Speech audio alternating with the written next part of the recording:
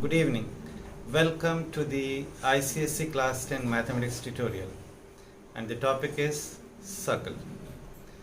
From this chapter in the ICSE board, generally two questions are asked, one in section A and one in section B.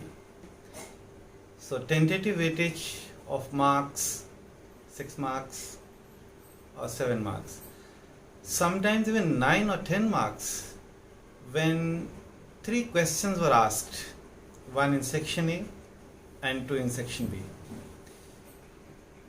Now let me share some important points for the ICSE 2020 examination. Point number 1. Utilize the reading time to make the right choice of question and to be thorough with the given data. Point 2.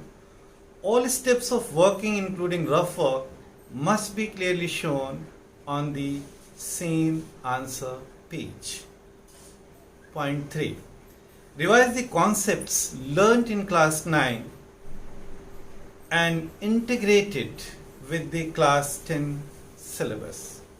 Point number 4. Develop logical and reasoning skills to have a clear understanding of the concepts. Point 5. Copy the figure on the answer sheet.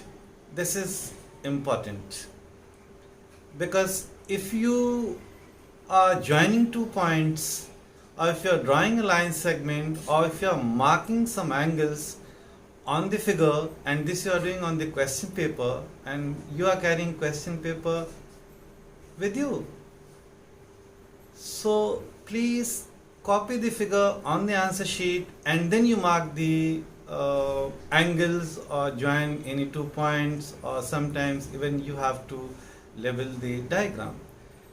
So copying the figure on the answer sheet is important. Point 6. Give reasons. This is another important point. You may lose marks if there is no reason, if a statement is not supported by a valid reason. Point number 7. Sometimes if it is required, you may draw line segments in order to get the unknown angles, as I mentioned earlier. Point number 8. If there is no confusion, you can express angles as angle A, angle B, of course capital A, capital B, because we are talking about triangle ABC where the vertices are A, B and C, and they are represented by the capital letters of English alphabet. And the angle at the vertex A is called angle A. The angle at the vertex B is called angle B, as you know. So if there is no confusion, only one angle is formed, it's very much clear, then you can call angle at the vertex A as angle A. But if there are 2 or more than 2 angles formed at the point A, then you should use 3-letter system like angle ABC or angle ADE or angle APQ, etc., etc. In my opinion, represent the angles, angle ABC, angle CD, etc.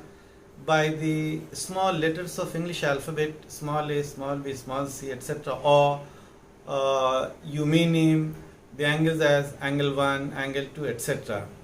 You do the calculations, you solve the question, you find out the values of small a, small b and small c, and then finally once you get the result, once you get the values of small a, small b, small c, etc.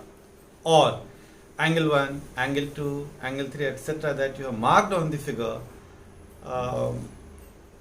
then finally you can replace small a, small b by the given question, what is given in the question. For example, in the question they are asking angle ABC and you have marked angle ABC as a small a.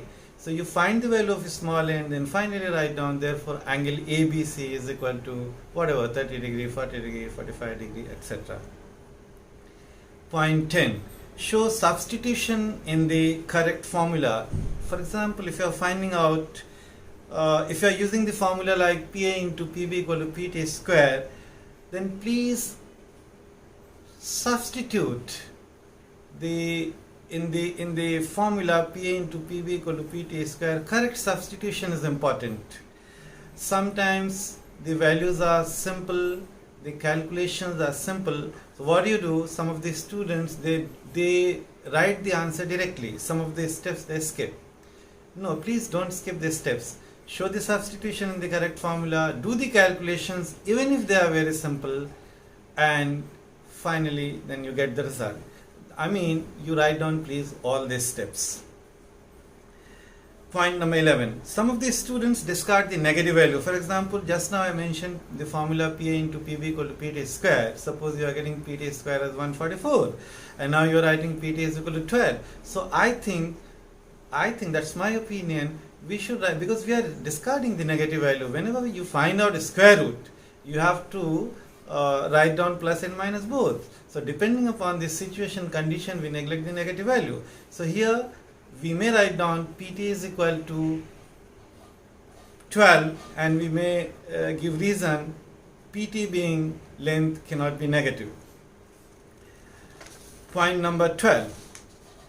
The student should know the proofs of the theorems given in the syllabus, ICSE syllabus, unless specified otherwise. So please see the syllabus. Where proofs are required, you should know how to prove a theorem. Now some common errors identified are as follows. Point number 13. Properties of circles like angles in the same segment are equal. Opposite angles of a cyclic quadrilateral are supplementary, etc. were not applied correctly.